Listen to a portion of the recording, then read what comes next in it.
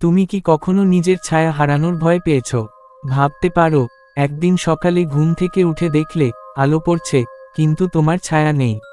আজ রাতে আমি সেই ভয়ঙ্কর অভিজ্ঞতার গল্প শেয়ার করতে যাচ্ছি, যেখানে এক মানুষ নিজের ছায়া হারিয়ে ফেলেছিল এক অভিশপ্ত আত্মার হাতে। নদীর ধারে শুরু হওয়া সেই রাত শেষ হয়েছিল এক মৃত্যুভয়ী এক্সরসিজমে। আজ আমি তোমাদের এমন এক রাতের গল্প বলতে যাচ্ছি, যে রাতটা আমার জীবনের সবথেকে ভয়ঙ্কর রাত ছিল। সেই রাতের কথা মনে পড়লেই এখনও শরীর ঠান্ডা হয়ে যায়। জানো, এমন কিছু ঘটনা আছে যা শুধু তোমাকে ভয় দেখায় না, তোমার ভিতরের বাস্তবতা আর কল্পনার সীমারেখাটাকেই মুছে দেয়। আমি তখন কলেজে পড়ি। বন্ধুবান্ধব মিলে ঠিক করলাম পূজার ছুটিতে একবার গ্রামের বাড়ি যাব। আমার গ্রামটা নদীর ধারে, নাম চন্দনপুর। বেশ পুরনো গ্রাম, বড় বড় বটগাছ, পরিত্যক্ত দালান, আর একেবারে নির্জন পথ। গ্রামে পা রেখেই এক অদ্ভুত গন্ধ পেলাম। মাটির গন্ধ, হাওয়ার মধ্যে কেমন একটা ঠান্ডা ভাব, কিন্তু মনে হচ্ছিল যেন কেউ তাকিয়ে আছে আমাদের দিকে। রাতে আমরা সবাই গ্রামের পুরনো পাকা বাড়িটাই উঠলাম, দাদুর পুরনো বাড়ি। বাড়িটার ছাদে ফাটল, জানালার কাচগুলো নড়ে নড়ে শব্দ করছিল, আর ঘরের কোণে একটা পুরনো আয়না, ঠিক যেন পুরনো দিনের এক অচেনা সাক্ষী। রাত বাড়ছিল, বাইরে ঝিঝি পোকা ডাকছিল, বাতাসে ঠান্ডা হাওয়া বইছিল, আর আমরা বন্ধুরা বসেছিলাম আড্ডা দিতে। হঠাৎই গ্রামের এক বুড়ো লোক এসে বলল, বাবা, বাইরে যেও না আজ রাতে। আজ মহানিশা, এই রাতে শ্মশানপাড়ার আত্মারা ঘুরে বেড়ায়। আমরা সবাই হেসে উঠলাম, ভাবলাম ওসব বুড়োদের গল্প। কিন্তু বিশ্বাস করো, সেই হাসির কয়েক ঘন্টা পরেই আমরা বুঝেছিলাম ওটা মজা নয়। রাত তখন প্রায় 12টা। হঠাৎ বিদ্যুৎ চলে গেল, অন্ধকারে গোটা বাড়িটা নিস্তব্ধ, শুধু দূরে নদীর ঢেউয়ের আওয়াজ। আমি টর্চটা জ্বালালাম, বন্ধুরা সবাই চুপচাপ। এমন সময় হঠাৎই ছাদের দিক থেকে একটা ভারী শব্দ, ধোপ। আমরা সবাই তাকিয়ে রইলাম, কে ওখানে? আমি চেঁচিয়ে বললাম, কিন্তু কোনো উত্তর নেই। শুধু ছাদের ক্রিকাঠে যেন কেউ হাঁটছে। ধীরে ধীরে ভয়টা তখন বুকের ভিতর থেকে উঠতে লাগলো। বন্ধুরা বলল, চল দেখি কে আছে। আমি জানি না কেন সাহস পেয়েছিলাম। টর্চ হাতে নিয়ে সিঁড়ি বেয়ে ছাদে উঠলাম। ছাদে পৌঁছেই টর্চটা হঠাৎ নিভে গেল। পুরো অন্ধকার, হৃৎপিণ্ড যেন গলা পর্যন্ত উঠে এসেছে। এক মুহূর্তের জন্য মনে হলো আমার পিছনে কেউ আছে। আমি ঘুরে দাঁড়াতেই দেখি একটা সাদা ছায়া দাঁড়িয়ে আছে ছাদের কিনারায়। চুলগুলো মুখের ওপর পড়ে আছে, লম্বা সাদা কাপড়ে ঢাকা শরীর, আর ঠান্ডা এক হাওয়া বয়ে গেল আমার মুখের ওপর দিয়ে। আমি স্থির হয়ে গেলাম, না চিৎকার, না আওয়াজ, শুধু সেই ছায়াটা ধীরে ধীরে ঘুরে আমার দিকে তাকালো। তার মুখে কোনো চোখ নেই, শুধু এক ফাঁকা দৃষ্টি। আর আমি তখন বুঝতে পারছিলাম না স্বপ্ন দেখছি না সত্যি। হঠাৎই বাতাসটা জোরে বইতে লাগলো, আকাশে বিদ্যুৎ চমকালো, আর সেই আলোয় আমি স্পষ্ট দেখলাম মুখটা কাটা, গলা একপাশে হেলে আছে। আমি চিৎকার করে নিচে দৌড়ে নেমে এলাম। বন্ধুরা আমাকে ধরে জিজ্ঞেস করল, কি হয়েছে? মুখ ফ্যাকাশে হয়ে গেছে তোর। আমি কিছুই বলতে পারছিলাম না, শুধু বললাম, ওখানে কেউ ছিল। সবাই টর্চ নিয়ে ছাদে গেল, কিন্তু কিছুই পেল না। শুধু ছাদের কোণে একটা পুরনো পায়ের ছাপ, কিন্তু সেই ছাপটা মানুষের না। আঙুলগুলো লম্বা, অদ্ভুত বাঁকা, আর মাঝখানে যেন কাদা মাখানো রক্তের ছাপ। সেই রাতটা আমরা এক মুহূর্তও ঘুমাতে পারিনি।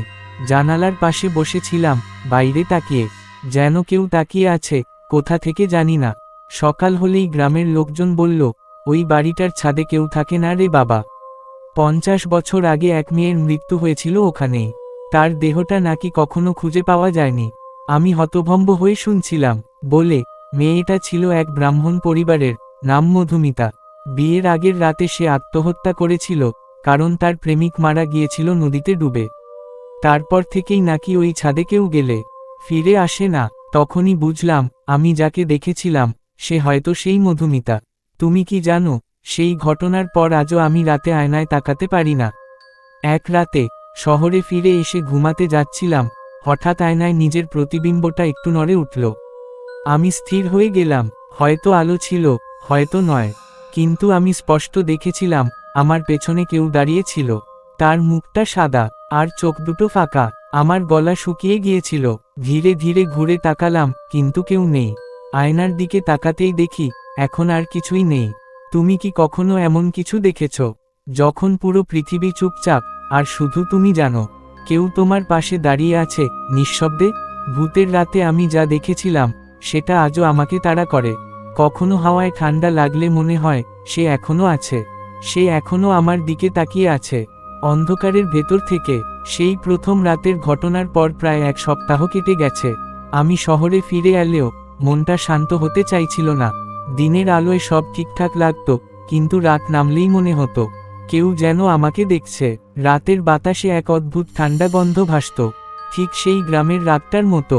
আর যখন আয়নায় নিজের মুখ দেখতাম মনে হতো যেন আমার প্রতিচ্ছবিটা একটু দেরিতে নড়ছে। বন্ধুরা সবাই বলল, আর ভাবিস না, ওসব কল্পনা। কিন্তু তারা জানতো না আমি এখন আর একলা নই। এক রাতে আমি ঘুমাতে যাচ্ছিলাম, জানালাটা আধখোলা ছিল, বাইরে হালকা বাতাস আসছিল। হঠাৎই জানালার পর্দা কেমন অদ্ভুতভাবে নড়ে উঠল, যেন কেউ টানছে ওদিক থেকে।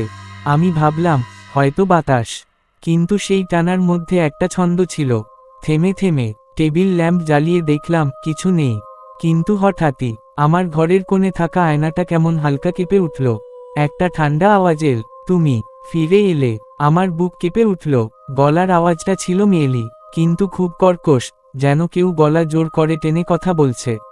আমি হেঁটে আয়নার কাছে গেলাম, হাত বাড়িয়ে ছুঁই, আর তখনই আয়নাটা একদম কালো হয়ে গেল। আর সেই কালো আয়নার ভেতর থেকে একটা মুখ ভেসে উঠল, সেই একই মুখ। সাদা পোশাক, এলোমেলো চুল, আর ফাঁকা চোখের গহর থেকে বেরোচ্ছে হালকা ধোঁয়া। আমি পেছনে সরে গেলাম, কিন্তু পা যেন নড়ছে না। সে এবার আস্তে করে হাসল, একটা শীতল, বিকৃত হাসি। তুমি আমার ছাদে গিয়েছিলে, তাই না? আমার মুখ শুকিয়ে গেল। আমি কাঁপা গলায় বললাম, তুমি কে? কেন আমাকে বিরক্ত করছো? সে বলল, আমি ওখানেই ছিলাম। তোমরা হেসেছিলে, তাই না? সেই রাতে আমি তোমার ছায়ায় ঢুকে গেছি। আমি পাগলের মতো মাথা নাড়তে লাগলাম, না না, আমি কিছু করিনি। কিন্তু সে হাসছিল, আর ধীরে ধীরে আয়না থেকে বেরিয়ে আসছিল। ওর সাদা কাপড় মেঝেতে ঘষে যাচ্ছিল, একটা ঠান্ডা বাতাস ঘর জুড়ে ছড়িয়ে পড়ল। লাইটটা ফ্লিকার করতে লাগলো, ছায়া আর আলো মিশে গেল। আমি বুঝে গেলাম এইবার ও সত্যি এসেছে। তার চোখ দুটো আমার চোখে আটকে গেল। হঠাৎ ঘর ভরে গেল একটা শব্দে, জলের ছলাৎ ছলাৎ আওয়াজ। আর আমি দেখলাম আমার বিছানার নিচ থেকে পানি গড়িয়ে উঠছে। পানি, শহরের ঘরে, মধ্যরাতে। আর সেই পানির ভেতর থেকে উঠল একটা হাত, একটা বরফ ঠান্ডা হাত, যা আমার গোড়ালি শক্ত করে ধরে ফেলল। আমি চিৎকার করলাম, কিন্তু গলা থেকে কোনো শব্দ বেরোলো না। শুধু দেখছিলাম সেই মেয়েটা হাসছে। তার মুখে ঠোঁট নেই, শুধু ফাঁকা দাগ, আর গাল বেয়ে গলছে কালো তরল। আমি মরিয়া হয়ে